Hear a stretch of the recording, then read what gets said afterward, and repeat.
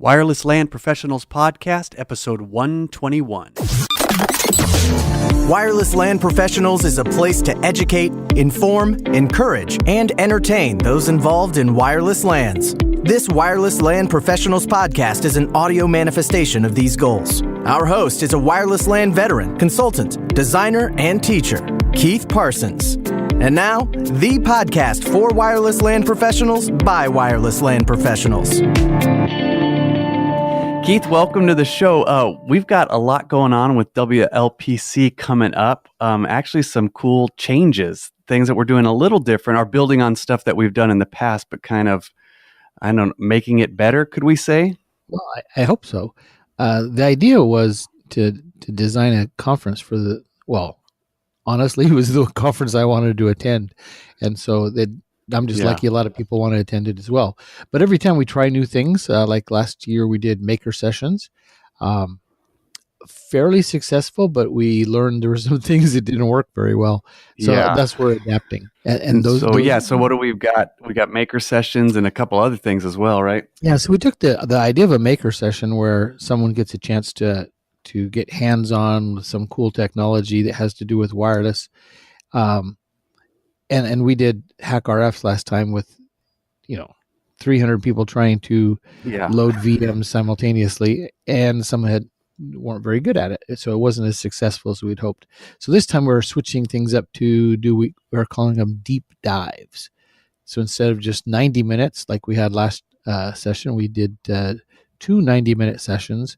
So you have a little more time to spend doing it, but broke them into, I think we've got 6 different topics. So you're going to have to choose this time which deep dive you want to attend.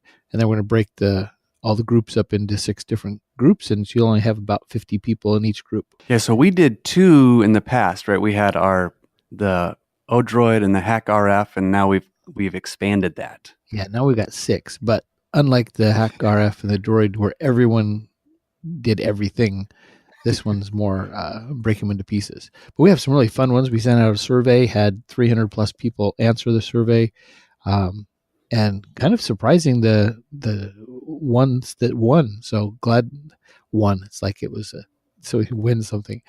Probably a bad term there. Ones that voted very highly. WirelessHART was way up there. Pen testing with pineapples up there. So we put together some really cool kit ideas, and depending on which one you want. The downside is going to be this time around when all the attendees go to register, and registration starts on December 15th. They're going to have to pick one. Yeah. And, sorry. It's just, the way it works. So you got to pick one. We will be videotaping all the other ones, and possibly if we have leftover kits for the other ones, you might be able to pick up a kit and watch the video of the other one. But commit. Pick the one you like. So another reason to register early. Plus, it gives everyone that's the class that you are in, you'll really be able to engage with it at a whole nother level. Oh yeah, I mean, plus you have a lot. We're also bringing proctors in. So for these smaller groups, you'll have the instructor for some proctors to help. Cool. Some other things we thought of after each of these conferences, we get together as staff and talk about what we could do to improve it and make it better. And one of the things is the first registration night, we kind of did a little swap meet and then have a meet and greet.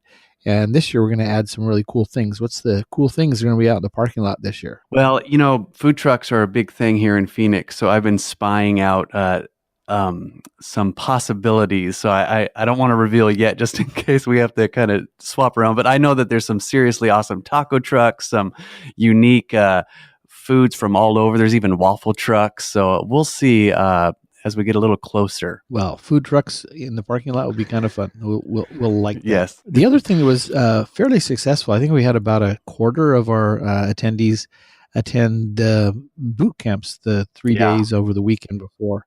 And so this year we're adding to that.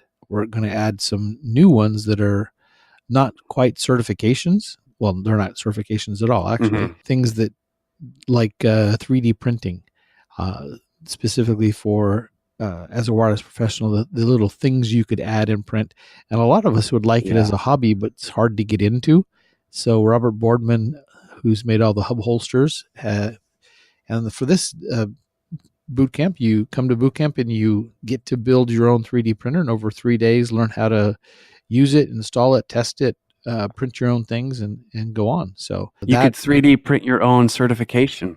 You could. I think he's actually going to have one of the, like this little coin that has your name or something on it. Oh, cool. You could change Very it cool. and put in your own certification logo there, as long as you're truly certified. Another one from Jake Snyder and Ryan Adzema on Python programming. There's a lot of things that we need to do as wireless professionals that could be automated and sped up, but you need to kind of know programming. So they're gonna do a 3D on that. Blake Croney is doing one on kind of an advanced ECSE, how to use Ekahau ECSE, kind of advanced features, more custom reporting, measuring walls, doing some hands-on bits to be able to increase your survey skill set. Cool. Plus all the standard CWNP courses and Cisco courses as well. So yeah, we'll have a nice weekend prior. And that obviously with the boot camps as well, you choose one, you'll be in that for the 3 days prior, and it should be pretty cool. So register early to get into the right boot camp, because those will also be limited to a certain size. They definitely have some limits on them. Cool. We will also have a on-site testing. So if you want to actually take your exams after taking the boot camps, there'll be on-site testing available. So you can go to the boot camp, take the test, get all certified, and then enjoy the rest of the conference. Very cool. We're also working with a local ham group to offer a ham radio license testing on one of the nights. So if you've been thinking about getting your ham radio license, study up. Hamstudy.org is the place I went to study. Actually, it's some folks who live fairly close to me. They're part of our ham club. Anyway, hamstudy.org is a good place to start learning, but come to the ham night on one of the nights of the conference, and we'll have local testing there, so you can test and get your ham license for free. What else we got going on? Podcasting. We'll have a little podcast That's booth. right. Lots of podcasters. They're getting more and more in our industry, which is great. So have some space for the NSA show, the Clear to Send guys. We'll be doing some podcasting there as well. Of course, the first Tuesday night we always have headshots, professional headshots. So if you don't have one, it's free. Come and get one there. And obviously, as every year, we'll have Prime Image Media, who's doing the headshots, will be videotaping everything. So we'll have all the archives there of all the sessions. I would like to see if we could get get those up a little sooner rather than waiting for a couple of days after the conference. Yeah. If we can get them from Ben and get them posted, and this is really for all that would be great. The presenters, if they give us their slide decks very quickly after they finish their sessions, if we could get them up overnight, that would kind of help. So that would be very cool. Set that as a goal. That would be fun. Let's keep it right here in this interview. We'll have it as our as our set in stone challenge that everyone can hassle me.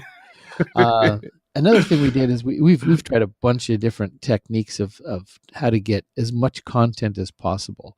So a couple of years we split the conference into ballroom A, ballroom B. You had to kind of pick. Sometimes that worked, and sometimes one side was full, the other side was empty, and made people feel bad. That's for you, Blake.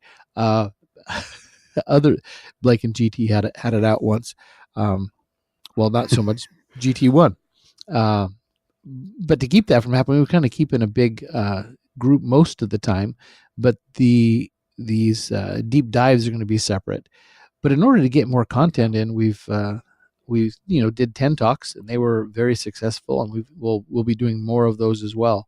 But last time we tried a couple 30-minute ones, and we found that it does two things. One, it forces the presenter to be a little more focused, less time on the setting up the. The problem is BYOD. We all know what BYOD is. You don't have to go and describe it for us. So it'll kind of make them get their point across a little faster in 30-minute sessions. So we have more 30-minute sessions, fewer hour sessions, and hopefully that'll help. Another thing is for lunch. we made the lunches longer. It's kind of counterintuitive, thinking we need to get it more content in, and then we go ahead and make the lunches longer. But the idea was to give them more time for birds of a feather kind of ideas, where you could sit and talk with other people who are worried about or working on the same type of situation. So if you're involved in K-12, there's a K-12 table. If you want to focus on edu or warehouses or whatever your idea is, thing you Yeah. want to focus on, we'll give you more time to hang out and have those kind of things. And then the other thing is on evenings. Evenings in the past, we've had some vendor training options, which are great. They don't pay or anything for them. They kind of pay because they have to pick up the food that you guys eat. But they don't pay us for any of that. Yeah. But we're going to do some other more fun things at night. Yeah. WLPC After Dark, where we'll use the big screens Yeah. and the rooms and have online gaming and let the attendees play that way, as well as time for the WLAN Association to have their meeting as well. So it'll be a full cool. packed days all day long, and then into the evenings each night. Into the night, yep. So that's what we've got on tap. We thought it would just be a good idea to talk about it. The website is by the time this podcast goes live, the website is live. Yeah, we'll be live. And then when can they register? December 15th. I can't remember how you stated the exact time zone that we'll be calling it live, but December's 5th. 8 o'clock Pacific. That'll work. We'll just yeah, that'll work. We just made our mind up right now. They can jump on there, and some of them may say, well, I can't register yet because my boss hasn't given me final approval. Let's talk a little bit about the using 2017 or 2018 funds. I know you're always trying to work to make it as accessible as possible. So talk about that a little bit with payment and payment options. Well, that's one of the reasons we're putting the website up about 30 days early, is so you have time to go and pick what you want, meet with your boss, talk through it, and so that you're all ready to go on the 15th, that you'll just go straight up and register. If you need to spend money out of 2017 funds, you can pay for it right away. If you need to use 2018 funds, there's an option for invoice instead of credit card payment, and then we can invoice you after the first of the year, and you can use funds there. The whole idea is just to make it as easy as possible for all attendees to pay for it however they like. We're a little accounting flexible. If you need an invoice that says this is all training for training budget, we can do that. Yeah. If it needs to be conference, we can do that. We bundled all the hotel, food, conference bag, everything into one single thing. So the only other piece other than the conference cost is to get yourself to Phoenix. We didn't bundle the plane ticket in this time, so yeah, a little tough to try to balance those across. Yeah, and obviously when they register, there'll be an area for notes. So anything that you need to tell me specifically, because I'll be actually sending out invoices and all that, just put it right in there, and we'll try to make it work for you. That's the goal. Make it as easy as possible. So two types of pricing. One is for the conference itself. Contains all of the hotel and food for the 3 days. You come in the night before. If you do need additional, we call them shoulder nights, either come in a day early or stay a day late. We'll have those already worked out with the hotel on, we buy a huge block of room nights, so we can get you a very, very good deal. And that will also be on the registration. Any other things you need to tell them to help make the logistics go a little easier? Well, just again, the sooner they register, the better. And don't assume just if you were voted in a speaking spot, you still need to jump on and register. The sooner that happens, the better it is for everyone. So if you're not totally sure, just get in there, register, communicate, add any notes that you need to registration. And hopefully on the 15th, we've got, several hundred of you already jumped in there, and we can start planning accordingly. We need to get all the right deep dive kits and all that stuff. So the sooner you register, the better. Yeah, and the deep dive you might be full. So don't complain if you don't get the one you wanted. At some point, all the deep dives will be full, and you might have to pick the last one that's your last choice. But it's kind of hard for us to adjust around that. So that's the plan. Thanks for listening to us talk a little bit about WLPC in February. Go out and check the website. It's on the WLAN Pros website. Just click under conference, and hope to see you in Phoenix. Yeah, looking forward to it. Thank you, Keith. All right, thanks. WLAN interview. Troy, how are you doing? I'm doing very well today. Thanks for having me. Well, you gave a great session in Lisbon. One of those sessions that I really like is you taught something I had no clue existed, and yet I should have. And so it was great to learn about new things. So tell us how you got into this whole. Well, actually, before we get into WirelessHART, which is the topic, why the moniker Lab Guy 6? There's got to be a story behind that. To be honest, there isn't really much of a story. Just when Google first launched with the Gmail, I just registered my ID to be Lab Guy, and it's kind of stuck from there. And I guess for whatever system I registered, Lab Guy was already taken, so I just added a 6 to the end of it. Well, that's a boring story. I thought there was like something really cool about it. But Lab Guy's you. Why'd you pick Lab Guy? I guess I in a past life, I used to work at Nortel Networks, so I was an intern there. And as my official title was Lab Guy. I was the support person for the training lab for the Passport ATM switches. And so I just kind of evolved with Lab Guy and used it as my handle and my username for a lot of different platforms. Well, now you're on Twitter as Lab Guy 6. Great. So just follow up a little bit about your background there. You said you started there with Nortel. What was next? I had a lot of different roles, many different organizations. So I've worked in multiple spaces as both the end user and customer, or as the partner kind of consulting space, as well as for manufacturers. So I've kind of seen multiple environments, which gives me an appreciation and an understanding and the challenges that everyone faces in each of those areas. Well, I think that's a great career path, because if you've only been on one side, you kind of see only one side of the story. So you've been on the reseller side, the vendor side that makes the gear, and the end user which actually uses it. It gives you a unique perspective in this world. Yeah, I think so. I can understand the pain points from all the different perspectives. Well, good. Well, you talked on WirelessHART. Tell us about what is WirelessHART.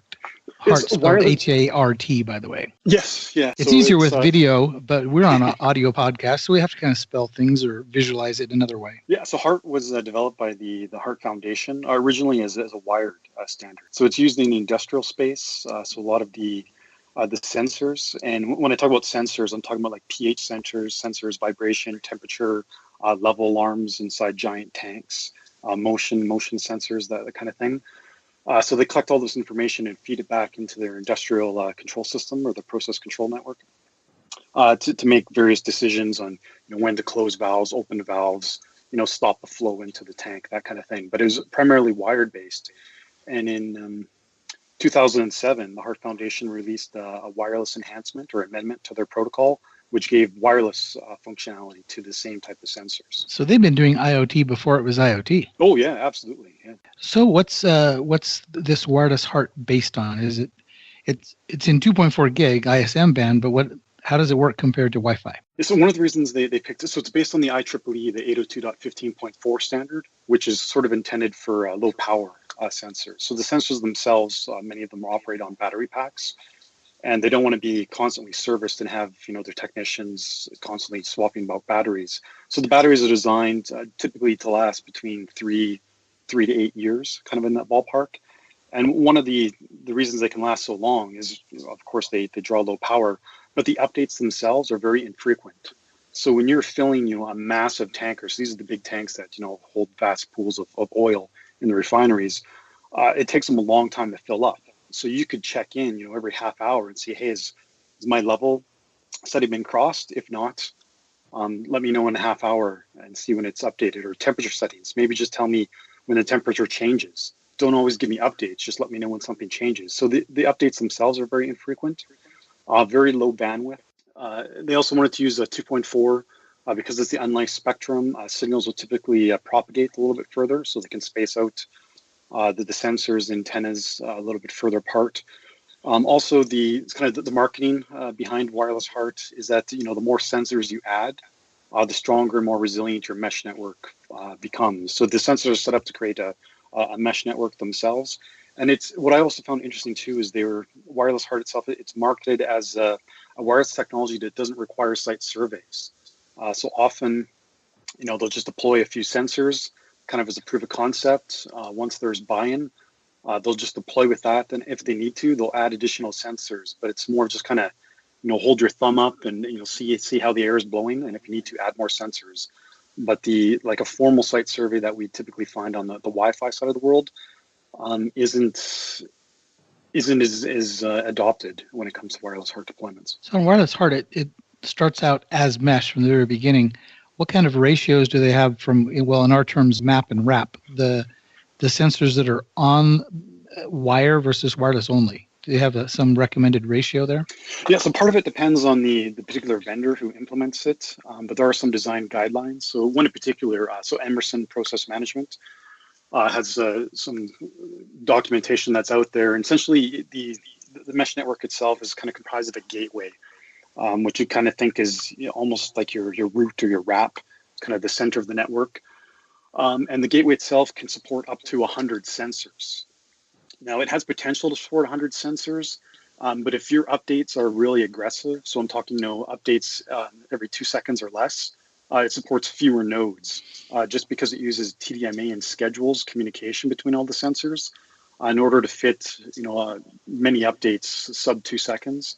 It can only support a limited number of nodes, so you'd be looking at roughly 20 to 40 nodes for gateway with 2-second refresh updates. But the rough rules of thumb are not to exceed more than 7 hops out from the root or the gateway, which is ideally good practice for Wi-Fi as well. Although personally, I'd like to keep hops much less than 7 hops. Also, there's a rule of keeping at least 5 sensors within 1 hop from the gateway, so 5 out of those 100, and have at least 3 neighbors, so you have some diversity in your paths. So one of the cool things about WirelessHART is every frame that's sent, the following frame is sent on a different channel. So it has a spectral diversity. Also based on the scheduling. So the gateway is also responsible for figuring out when the sensors will transmit their information, at what time they'll send and what channel they're sending on. So if they have to go through a relay point, the relay will also be set to turn on its radio to listen for the downstream sensor to forward its frame through it. So you get some spatial diversity. And also because the frames are sent, potentially duplicated if the first one wasn't successful, they're sent at different times. So you have a temporal diversity as well. Well, I say that's a lot of technology in a little sensor that can last 3 to 8 years on a battery. How long does it take to coalesce in that mesh until it's figured itself out when you just add one more node? Yeah, so the join process is actually quite lengthy because it's using the 802 to 15.4. It's channel hopping. So the 15.4 standard supports 16 channels, but WirelessHART only uses the first 15 of those 16 channels. The reason for that is within the first 15 channels, it gets global support, right? So it can be deployed in any industrial environment across the planet and operate in those channels. So the rules are no more than 100 devices per gateway, and gateway is kind of the wrap piece. You want 5 within 1 hop of the gateway, and you need 3 neighbors for each one. Can you have more than one gateway in the same mesh? You can for redundancy purposes. So if the primary gateway fails, you could fail over to a secondary gateway. So that is supported. That's a bunch of, even if you're just 20 to 1, that's still a whole lot of sensors compared to your gateways. But then again, you said they kind of almost chirp rather than sending data. Exactly. It's just small. It should be looking at like a temperature value, like a 80.3 degrees Celsius would be the value they'd send back, and you might send that back once every 5 minutes. So it's very low amounts of data. The throughput, or not even throughput, the data rates is 250 kilobits per second with WirelessHART. So we're talking very low throughput, and that's a data rate. I spent years on BBSs with modems with lower speed than that, so you can get a lot done in 250K. Oh yeah. So is there like any design tools, like we use Ekahau or Air Magnet as our Wi-Fi design? Is there some design tools?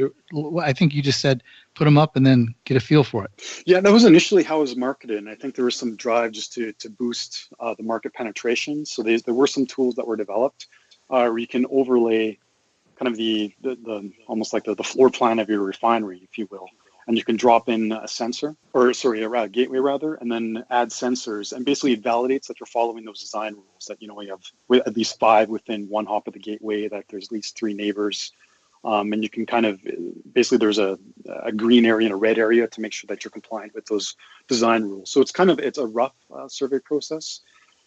They're also making some headways where they're actually able to 3D model refineries. So they map up or install a bunch of stickers and take a bunch of cameras with special lenses that allows them to build a 3D model of the plant. And then they can load that into the software planning tool. And then, because the sensors can be placed in multiple elevations, multiple platforms, locations within a refinery, you get better results by using a 3D based model. But it's very time consuming to do that. And from a time perspective, you'd almost be better off just adding sensors, validating that it works. And also, sorry, when the sensors first join the network, because of the channel hopping, it takes them quite a long time to join and connect to the gateway. Like a minute long or 30 minutes long? More like 30 minutes. So they have to figure out what the channel hopping pattern is, and they have to wait for that. So there ends up being this super frame concept. And so the first chunk of the super frame is where there's some carrier sense multiple access, which is where devices can request a connection to join the network. And then the second part of that super frame is all TDMA-based scheduled access. So a sensor joining the network first has to figure out the channel hopping sequence, and then has to wait for that the CSM or CSMCA opportunity to join the network and connect and register with the gateway. So it can take upwards of half an hour to initially join the network. Then again, these guys are made to last years, so an extra half hour on the upfront's not that bad. What kind of pricing is there on for MSRP for these sensors you're talking about? They can range quite a bit in cost, just because of the industrial environment. Typically, they're Class 1 Div 2 rated devices. They go more expensive if you want to be Class 1 Div 1, which is basically, they won't cause an explosion or react to fine particles. Yeah, exactly, environment, and create an explosion themselves. So they're quite heavy. They're about 5 pounds or so per unit. Oh, wow. So they're basically NEMA enclosure with a little teeny chip inside. Yeah, exactly. What kind of analysis would you use? I mean, we use WirelessHART. Is there can you use like a NIC for WirelessHART to WirelessHART? There is. There's a few pieces of hardware that you can use. So the WirelessHART Foundation has it's called a Y analysis. Basically, it's a radio that allows you to monitor on all 16 channels all at the same time. So it uses Windows-based software, and essentially it's almost like a Wireshark type of packet capture. There's also potential, and so some security researchers have been trying to evaluate the robustness of WirelessHART. They've used an RZ Raven card. And to scan on all 16 channels, you'd have to have 16 of these RZ Ravens. And you could modify some of the Zigbee type sniffer software to leverage that and do some packet captures. But they're still trying to evaluate it. And the interesting thing about WirelessHART, they don't actually encrypt at layer 2. Encryption's done at higher layers. And so as far as the security bit being set within the 802.15 frame header, it's marked as if it's unencrypted traffic. But the payload itself is encrypted between endpoints. So if you have one sensor that's going through a relay sensor towards the gateway, that relay sensor doesn't see the payload that's being sent, because it's encrypted end to end between the gateway and that the far end sensor. Well, this is totally fascinating that there's an entire other use of 2.4 gigahertz that we didn't know about, and they're adding features, and they basically solve an IoT issue. You said they're about 5 pounds. So what kind of pricing range for those Class 1 Div 1s? I think they start off at around $1,500 US and kind of go up from there. I believe that's the most recent pricing I've seen. So it's a not inexpensive solution, but a very robust one. Yeah, and so it might seem fairly expensive, but if you look in the industrial space, to be able to pull that sensor information out and connect it back wirelessly, like you'd save thousands and thousands of dollars of cabling that you'd have to run if you wanted to wire up that sensor and get the equivalent type of information. The more data we can bring back, the more information that the operators can use when managing their process control networks. I like it. There's a lot of features there. How close is it to Zigbee? I mean, it kind of uses the same Zigbee chips, but the actual protocol, is it close or pretty far away? It's very similar to Zigbee. So some of the things they've decided to use a TDMA, which is a deviation from Zigbee. They've dropped that last channel, so the 16th channel is not used. And they have fixed slot time. So each slot time is 10 milliseconds, which is the time necessary, or that you'd have to send your data frame, wait for that CIF and get an acknowledgement back. And so depending on the length of the data frame, you might not need that full 10 milliseconds, but slot times are hard set to be 10 milliseconds. These data rates here are fairly slow, but it meets the requirements there. What do you think about this compared to using Wi-Fi chipsets, even though they're cheap for IoT scenarios where you have low data rates? I think this IoT protocol is better suited for the type of data that's being collected and backhauled into the operations center, mostly because of the low bandwidth and the low power requirements.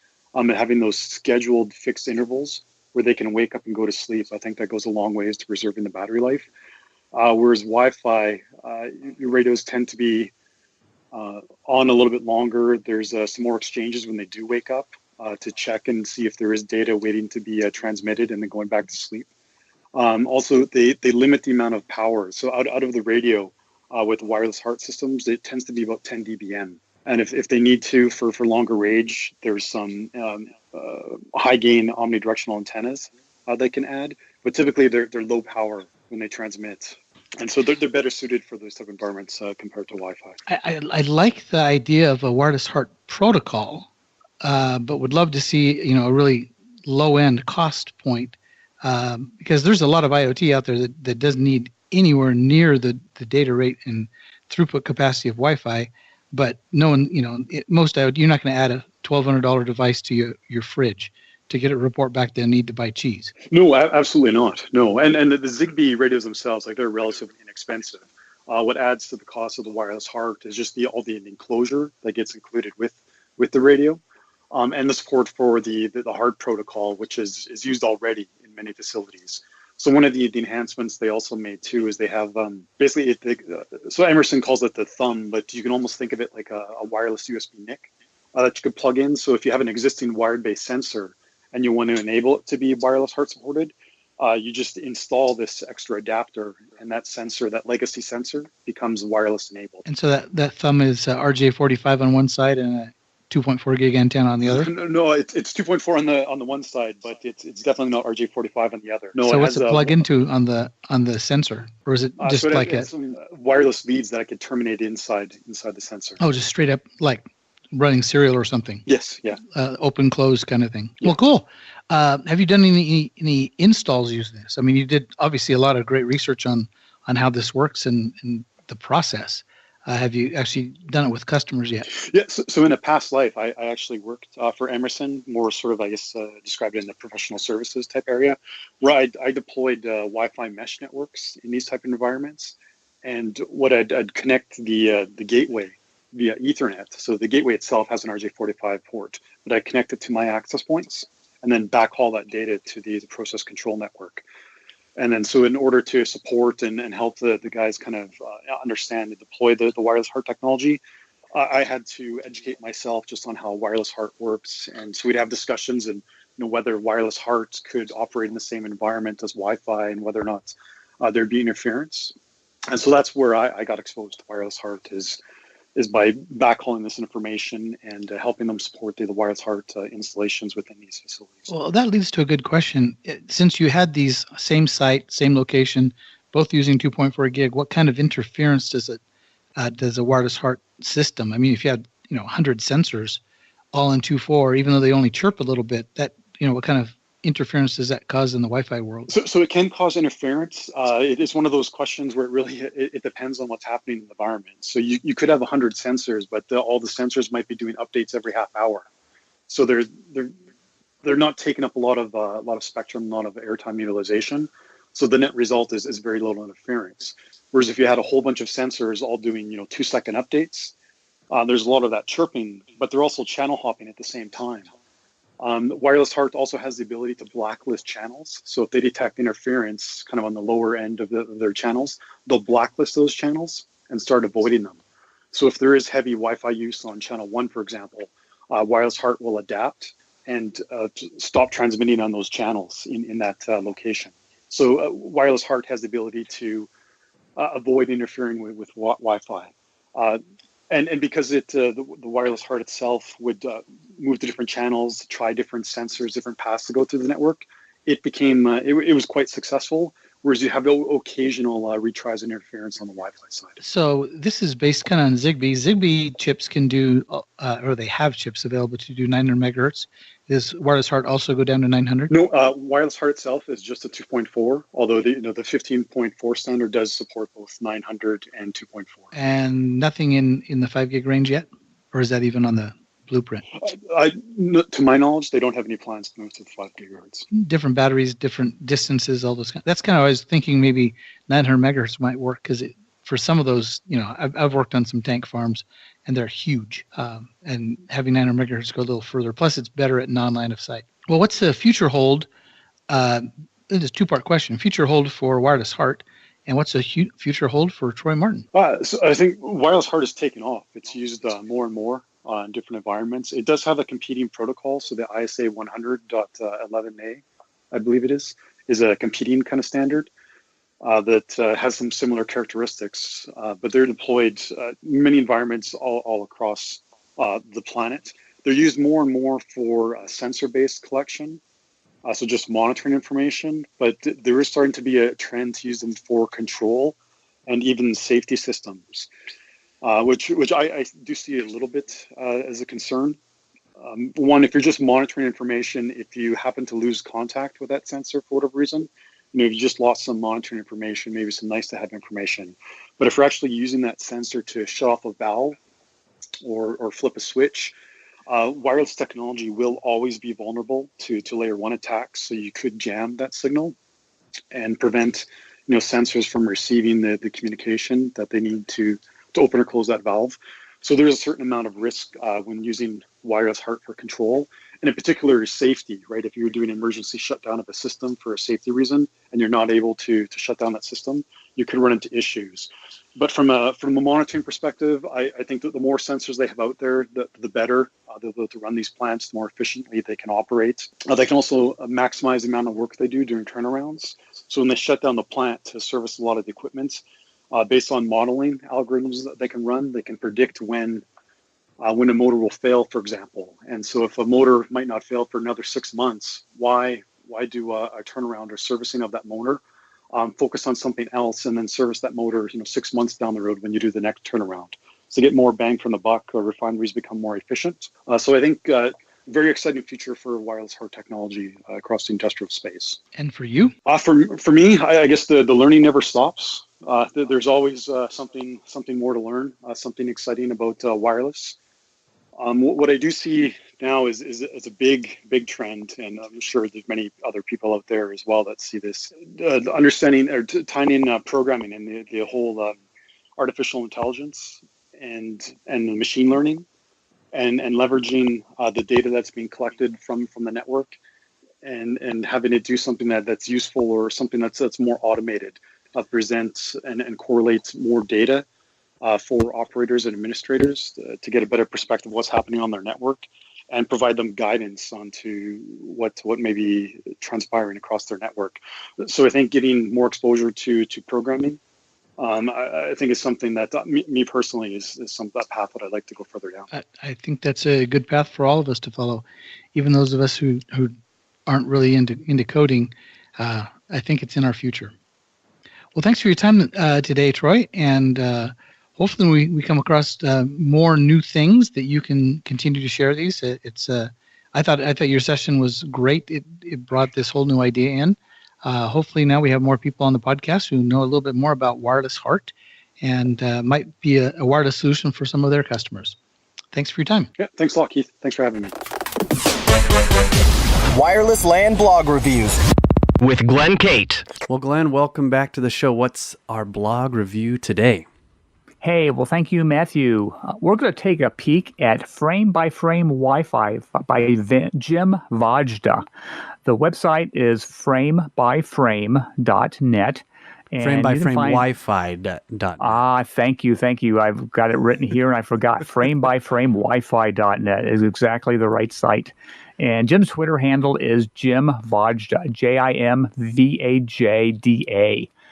Jim's a wireless network engineer at a healthcare network, and he's been an IT coordinator at a school district in southwestern Ohio.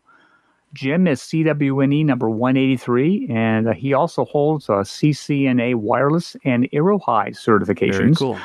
And it's kind of interesting. He gets his website name, Frame by Frame, from the English rock band King Crimson, in case some of you are curious about where he got his name. What I like what Jim does in his About tab is his purpose of his blog is to share his learning experience, his thoughts and questions about his Wi-Fi experience. And what he talks about was neat in his website, Matthew, is that he shares unique original content. He says he just doesn't want to rehash what other web bloggers out there has put down. So what he does, you'll see a lot of unique, interesting things on his website that you basically won't find on a lot of other websites. And that's what I like about framebyframewifi.net. Jim's got a lot of topics which he has done his own lab research on. I'm looking at his website right now, Mac OS Wi-Fi roaming. Those of you who have to support MacBooks on your network, you know that roaming can be an issue, especially with sticky clients. He's done a lot of work on that. He's also got a website, Splunking, for Wi-Fi DFS events. Many of us in the Wi-Fi industry know, can we use a DFS channel on 5 gigahertz? Can we not? Is Radar going to kick our users off? And Splunk is one of those applications that can really give you the answers when you set up on your controller event. So he tells how to do that. It's a great topic. All of us engineers will like to know about sometimes Chromebooks, and he's got a blog entitled Chrome OS Wi-Fi Diagnostics. A lot of education areas use Chromebooks for their students, and sometimes run into issues. So he's got some good stuff there. Very cool. And what don't we want to miss on the site? Well, he's got a blog entry. Now, this is interesting, entitled, quote, "This is how Wi-Fi actually works," end quote. Jim's done a very simple but good way to show a non-technical person what Wi-Fi is and how the technology actually functions. I think we as engineers all have to explain Wi-Fi and try to explain not all the techie details, but we have to explain it so an end user or maybe an administrator who doesn't have a lot of Wi-Fi experience, how Wi-Fi works. So Jim has done a very good job.